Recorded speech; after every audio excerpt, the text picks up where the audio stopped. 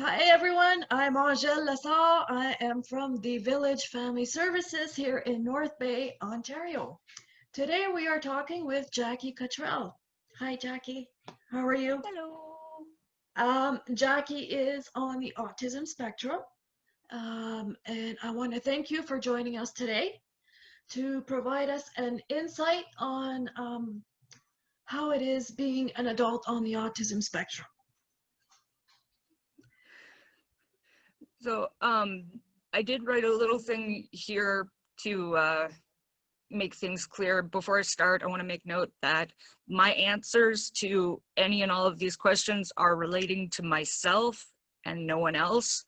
I speak only for myself and my own experiences as someone on the autistic spectrum. Others on the spectrum may have completely different answers to these questions and will most likely have many different experiences. Yep, So, totally get it. That's yeah. perfect. So tell us a little bit So, about yourself, Jacqui. so I just turned 30 this year, and I just graduated in this April from my Bachelor of Arts in Psychology from Nipissing University. Nice. And I also got a associate's degree, which is a 2-year degree from Canadore College in recreation therapy. That Wow. was 2012 to 2014. That Good was for a little you. while ago. That's good. Ironically, never graduated high school, had to drop out of that. Wow. So Wow. yeah, And there's look at actually you. Hey. there's actually a thing called the mature students test. Yep. And if you're 4 years out of high school and you don't have your GED or equivalent, you can Yeah. take it as sort of a competency test, Yeah. and then they'll let you in on a certain grade average that you have to keep in order to stay in the college, at least for the first year. Good for you. So That's a either big way, accomplishment for anyone, right? thank you. Yeah, that's very good. And so I am currently working for the Near North Palliative Care Network. They're a visiting hospice here in North Bay. Mhm. And what they do is for people who are dying and who want to pass away at home, Mhm. they have volunteers that will go and visit the person and stay with the person if, let's say, the family needs to go get groceries or just needs some time to themselves, or the person just wants somebody to sit and talk with them. Yeah. It's that type of thing. So for me, what I'm doing is I'm managing their social media accounts. So I'm helping to raise awareness and to raise their presence on currently Facebook and Instagram. Might be moving into Twitter, not sure. That's good. That's So really good. I got my yeah, dog running around back here. He's crazy. you must love the um, puppy. Yeah, yeah, he wants to join in. So I have a few questions, as you know already, and I'd like to go through them with you if you're ready. Certainly. All right. So why is it hard for people with autism to communicate? Well, for a lot of people, communication is a huge kind of guessing game of trial and error until we get the hang of it from enough experiences. And even then, it's still touch and go. So, for example, when I was a child, I had limited experiences, limited data to draw from, and so I wasn't able to accurately communicate in a way that others understood. I was communicating in the only way that I knew how to. But the other thing is that thoughts get jumbled and they don't come out right. Things that I think will mean one thing come out of my mouth meaning another, I do possibly, that.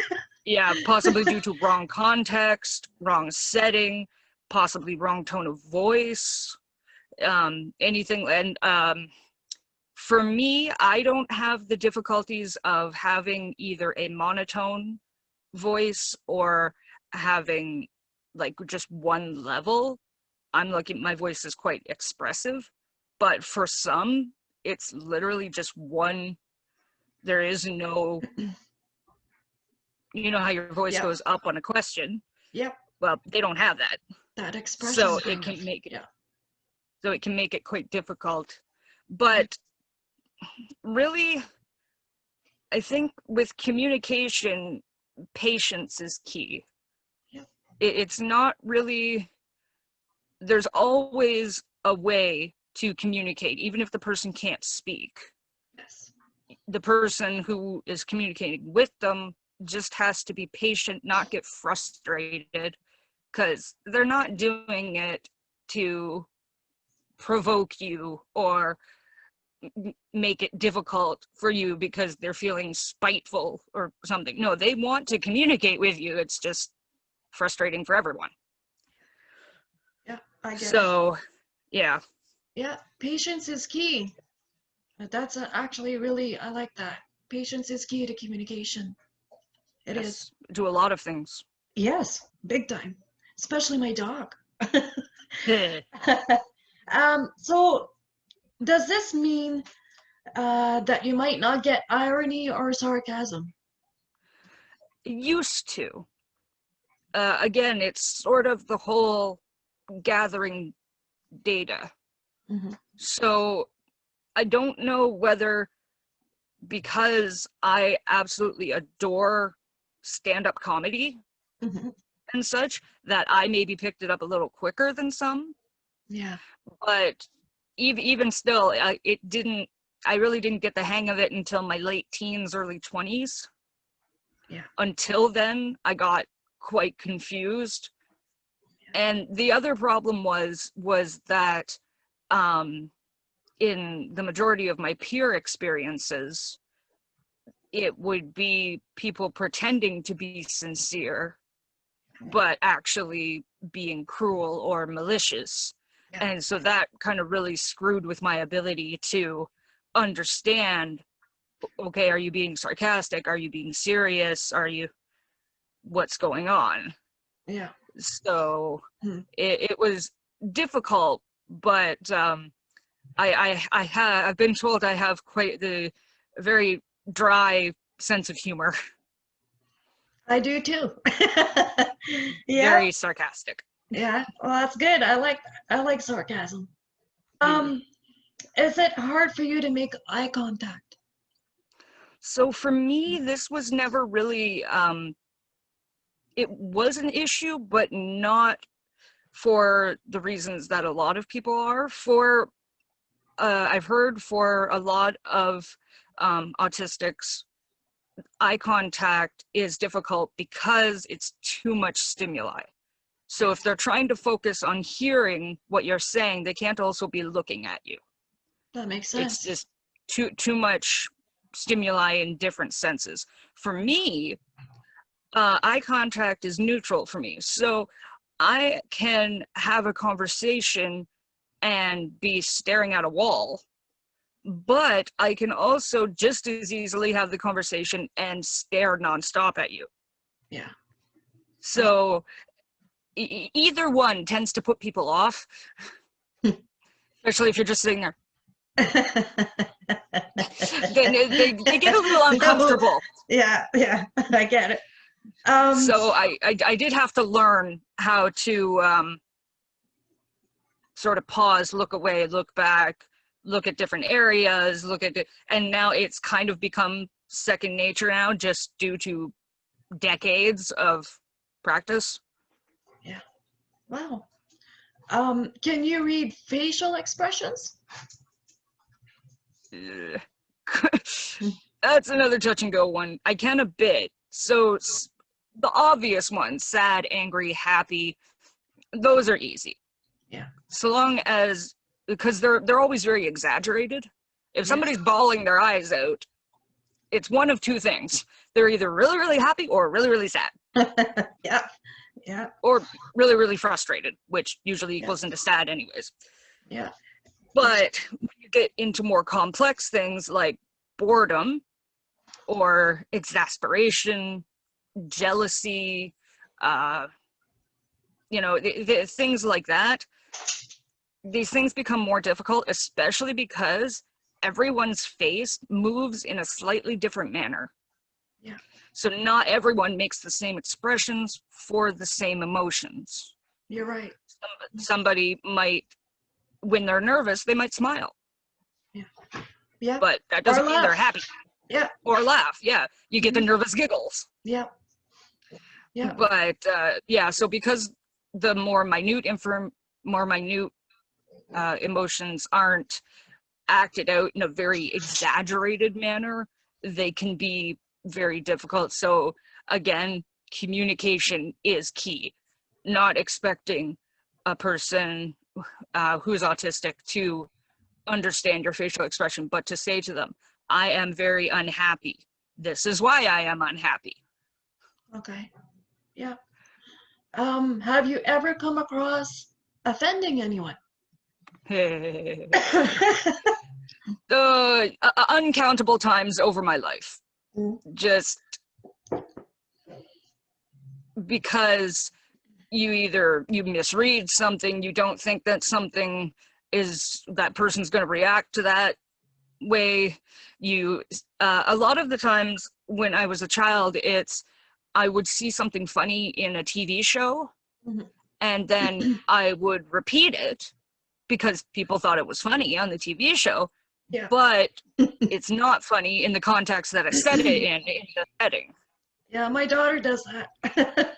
Yeah. Yes. Yeah. So she's trying to make people laugh, especially if she says something that you think is extremely inappropriate in a sad or serious setting. She is attempting to make people happy. Yeah. It doesn't work so well. So again, less now that I'm an adult, because over time I've learned context and I have more experience to draw from, but I still do slip up. And but the nice thing is that I also have enough cognitive ability now that I can explain, oh, I didn't realize that would cut my bad. Okay. Yeah. And so that usually smooths things over. Yeah. But I have made rooms go silent. The talent. What about relationships? Are they hard? So this question was the question that I had the most problems with answering, because for me, I'm going to say absolutely yes, because they are for everyone. And then I think especially like 10,000 times, even more so for autistics, because we can't read people and we don't really have an idea of what things are appropriate to share at what times, like, because you have different levels of friendships, you have different levels of relationships. Whereas I meet a person on an elevator, they're going to get my life story if they ask for it. And so I have a few close friends. I've never had, I've had a best friend who was very, very close to me, but that was only twice in my life. I've only had that twice, and sadly, I'm not in contact with either of them any longer. For more romantic and intimate relationships, I would say even more difficult, because then you add in the complications of intimacy and of being even more open with someone. Now, sadly for me, my, I guess, biggest relationship, I was in a relationship for 10 years, and it was completely abusive. And I was able to finally break it and leave at the age of 25. And since then, I haven't been able to try again, but I've talked with a lot of people who have been in the same situation, and it seems that that's not really to do with autism. That's just to do with the actual relationship itself. Yeah. Yeah. So I would definitely say be very, very careful in moving forward with things like that, because things can get nasty so quickly. Yeah. Yeah. Hmm. Um, do you get sensory overload? Less now as an adult, because I have more choice over my settings. Children really don't have a lot of choice of where they go. They just, you have to go there. Oh, okay. And I can self-regulate better. But as a child, it was very, very, very, very bad. So especially with sound, I have incredible hearing for high-pitched noises. And so I could hear things that nobody else could even hear, so they thought I was making it up. Meanwhile, it felt like needles were being driven into my ears, but they don't hear it. Yeah. They don't think it's there. Yeah. Like, a good example is, you know, those, it's like a little box that you can plug into your wall, and it's supposed to get rid of mice. Okay. It lets off like sort of an ultrasonic noise Yeah. that mice can hear. I can hear that. Wow. Wow. And it certainly deters me, so I'm assuming it works on the mice. So, let's say you go for a trip downtown, you go grocery shopping or something. How was that? That's okay, Yeah. because it's none of it's really focused at me. Okay. Now, some things that can get like that, I might have to leave the grocery store sooner, is more like the fluorescent lighting, Yeah. the high-pitched beeping of the machines, of the checkouts, Yeah. but not really the talking or anything like that. And Oh, I don't have any problems being all squished in with other people. That's not a problem that I have. Again, very different for others. yeah. Close proximity could be a huge trigger. Yeah. Um, but scent is another one. Oh. So I have, well, all of the senses are can lead to sensory overload. So like for me, my specific problems are high-pitched noises, usually light, bright fluorescent lighting, or really bright sunlight. Mhm. Taste and texture. So there's certain foods I can't eat Yeah. due to them just, yeah. Yeah. Yeah. Like My daughter's like that too. Yeah. Same thing. and again, that gets better as you get older. It sort of dulls a bit. Yeah. At least it did for me, because I remember when I was a kid, trying to eat was a nightmare. Yeah. Trying to find things that I could eat without gagging. Yeah. And now it's quite a bit easier. I still have quite a limited food palate, but that's just as much to do with my gastrointestinal issues as it is to do with the stuff that I like the texture of. Okay. So touch, texture for clothing, Mm. that's a huge, huge one. I think that's probably the one that I struggle the most with still as an adult, is clothing, bed sheets, anything like that. I can't dress how I wish I could dress. I have to dress for comfort Yeah. rather than what I wish I could wear. Go, oh, that would look really nice. Oh, fabric's no good. Nope. Yep. So Yeah. I have to wear very soft things, but some things are too soft, and it's tags. I hate tags. Yeah. You take all the tags off? Yep.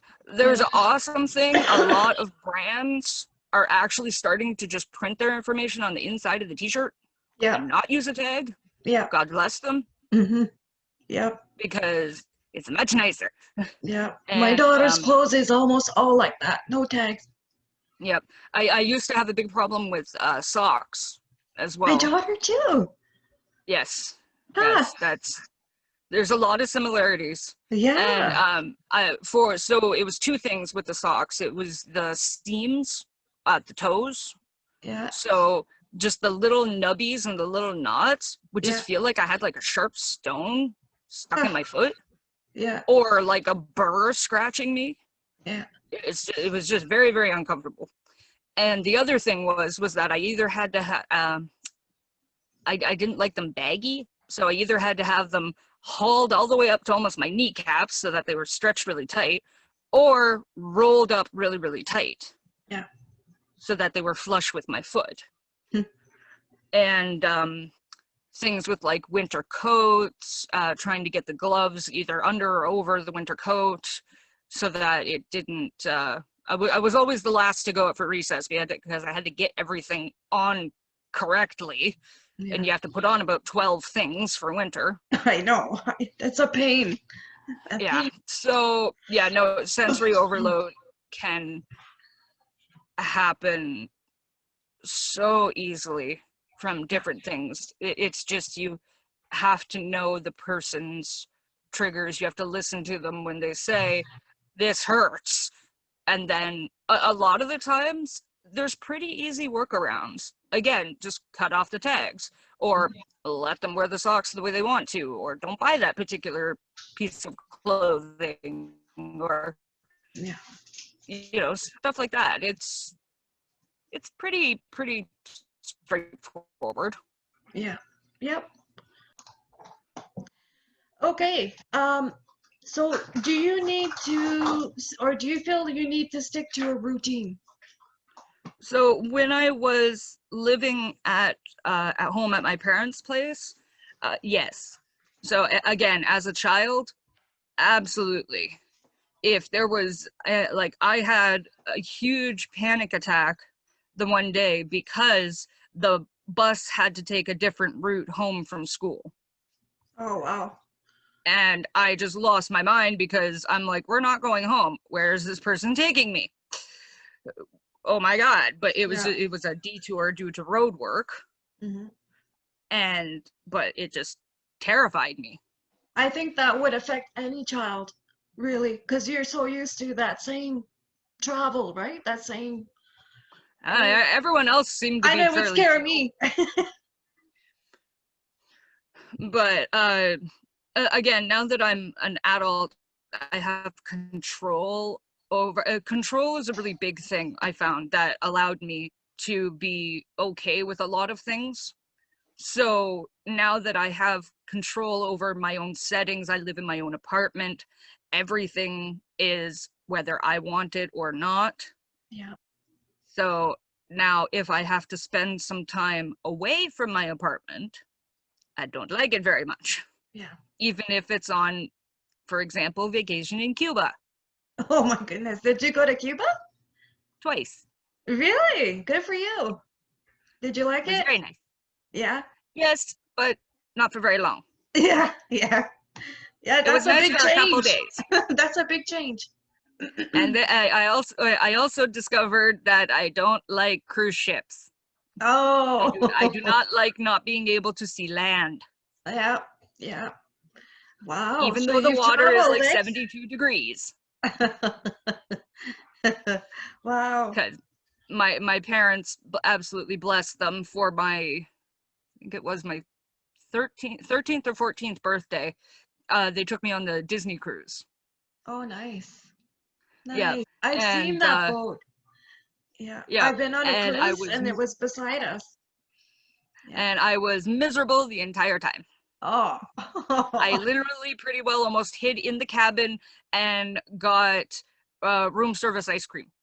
Oh. I didn't go to any of the events, none of the parties or stuff. I was just like, nope, nope. The food was really, really, really good. Yeah, it must have been. Well, it's a 5-star Yeah. cruise or something. Oh yeah, it's a really It's good very, cruise. very nice. It wasn't their Yeah. fault. Yeah. Wow. So, but Um, anyways, again, as an adult, much better because I have control over, am I going to go out today? Do I feel like I want to go out today? yeah, yeah, Such and it's so forth. true. Um, what annoying questions do people ask you about autism? So ironically, I don't really have any. No? There's not really any annoying questions. There is annoying reactions when they find out that I'm autistic. Uh, yeah, yeah, So it'll be like, well, you would never guess. yeah. My goodness, or well, you're so high functioning. Mm. Oh,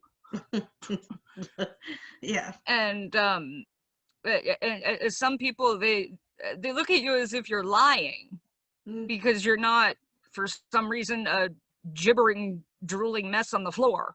And Yeah, it's like, that's not what that is. yeah, The yeah. best one, the absolute best one, was at the university for people that are doing their research theses in 4th year. They have to do their own research experiments. Well, the easiest guinea pigs to use are other students. Mm. So you get like kind of extra credit if you participate in these research studies. So I had signed up to participate in a few. And one of the ones, it was really fun. You had to you got like a little sensor thingy strapped onto your hand, and then you had to touch dots as quickly as you could when they appeared on the screen. Mm. And so I got talking with the student who was running it, and I was asking, a little bit about what it was about, what sort of things it was for. And he said, well, you guys, the university students, are our control, and then we're going to be offering this test to people with autism. And I'm just like, oh, because nowhere in the paperwork beforehand did it say anything about, if you have autism, please do not apply because you will ruin our control. So I said to him, I said, I've got autism, man. I'm autistic. And he had to go and he had to call the professor, and he had to, Oh I my think my God. data had to be wiped. And but just the fact that it didn't even cross his mind that an autistic person could be in university.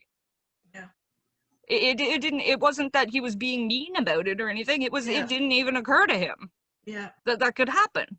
yeah. Meanwhile, I'm not the only autistic person who was at Nipissing University. There was quite a Of few of course, us. of course. Yeah. So that was just hilarity for me, at least. For him, it was probably like, oh. He's got to change his thesis or his project.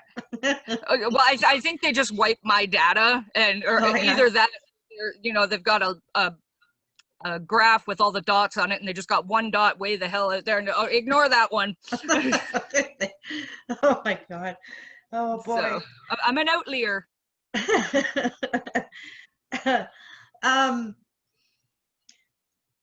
my next question I have is, how do you feel about having autism or being on the autism spectrum?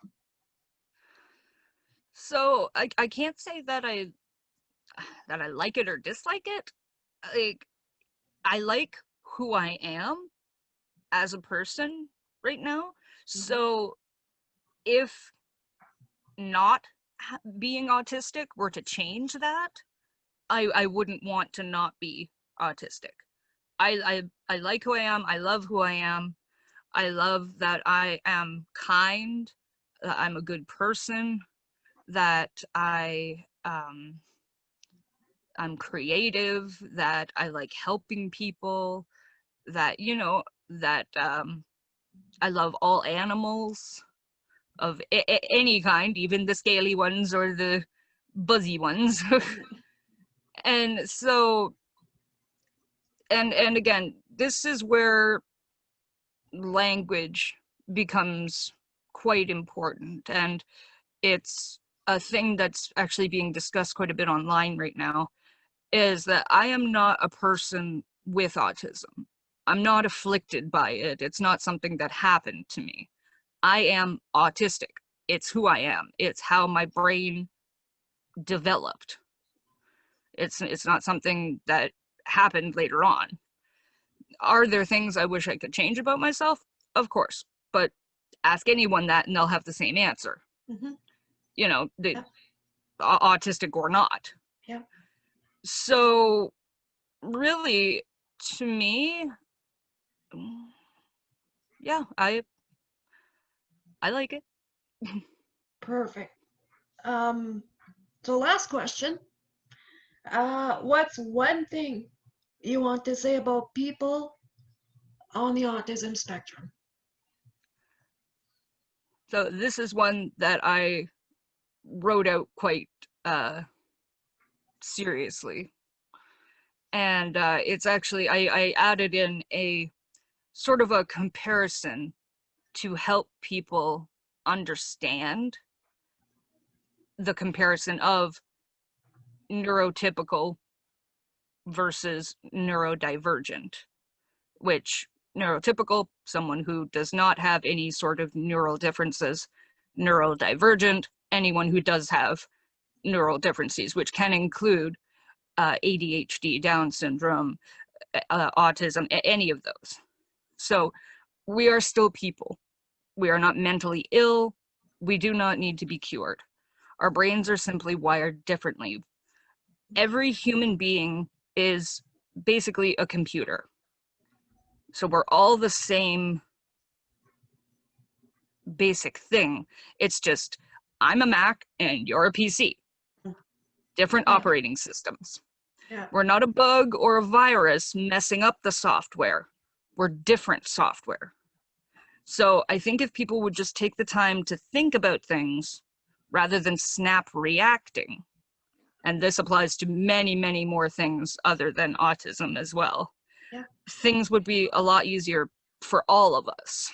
We do make sense, just maybe not your type of sense. Yep. But if you take the time to think and to look at something and turn it around and go, okay, rather than just going, bad person. Mm-hmm. And I've noticed that the same type of snap judgments and reactions that I faced are also faced by people of color, people in poverty, homeless people, basically anything that people don't want to deal with. Snap reacting and snap judgments are a lot easier than having to think about something. Yeah. Unfortunately. So, Yeah. yeah. So, You're right. really, yeah, that's all I can say is that just take a little bit of time. We're not trying to antagonize you or be mean to you. That's usually the furthest thing from our mind. I don't have a malicious bone in my body. But a lot of people, when I was in school, would say that I was a really mean person. Meanwhile, no.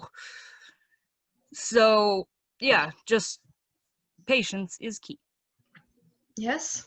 I think that's the word of the day, patience. So, Patience and communication. yes, communication, big time. So, Jacqui, I want to welcome you, or not welcome you, thank you for being here today and for providing a voice, such a beautiful, big voice and awareness for everyone out there today. It was actually a real blessing to have you on our Zoom meeting. Well, thank you very, very much for inviting me. You're welcome.